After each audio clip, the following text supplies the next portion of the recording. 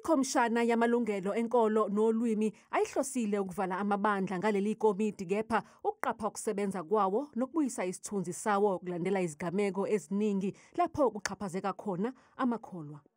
Lolu daba lwaqala ngo-2015-2016. Kwaba nama-hearings, kwaba nedubedube, kwaba nakho konke lokhuyana iy'ngcebo zingavumi. Kodwa waphuma i-report eyathi kuzomele kube naleli komiti. Umthetho we-CRL, Rights Commission.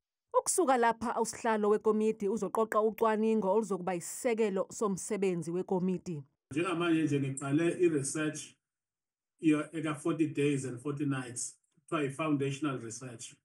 Kuyona ezokwenza ukuthi mase sihlangana noma sesihamba siya kuma-provinces nama-regions, South Africa yonke, sibe sinento kuthiwa i-position paper, ekanje u-academic kanye ne-discussion paper, eyenza ukuthi mas-engage iy'ngcebu, abaholi bezenkolo, engage namakholwa, ama-issues sibe sesiwa-identifyile ukuze zingakhulunywa ngazo zonke izinto.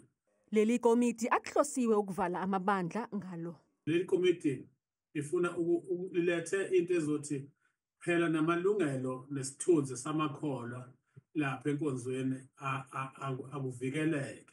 Kunethemba ngokubuya kwesithunzi sobuKristu ngaleli komiti.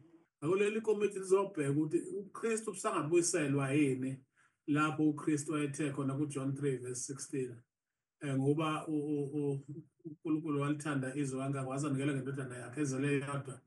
Inkosi yethu kuba ilona lo okholwa yiyo angaphuphi kodwa abe nokuphila okuphakade. Sibuyele ekukholweni lokho kungenamalevelevu amaningi ngoba sekusuka ngenamalevelevu amaningi. Leli komiti lisungulwa nje umfundisi wokudabuka eNigeria uTimothy Omotoso limthethile icala emacaleni angama-32 ayebhekene nawo okukhona kuwo nawokudlwengula. Inkantolo yathi umbuso uhlulekile ukubeka icala eliphathekayo waphuma phambili kanjalo-ke u-Omotoso. Manje abamangali bafuna izimpendulo esikhungweni esiphenya amacala omphakathi i-NPA ngendlela esingethe ngayo leli cala. The system needs to be ready and not fall apart and not know what to do with victims when they come seeking assistance from them.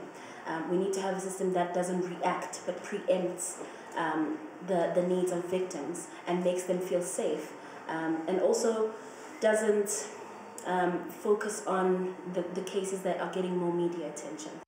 I-CRL nekomiti layo le-Peer Review Committee bazobamba izigcawu zokuzwa uvo lwamakholwa ezweni lonke ngaleli komiti.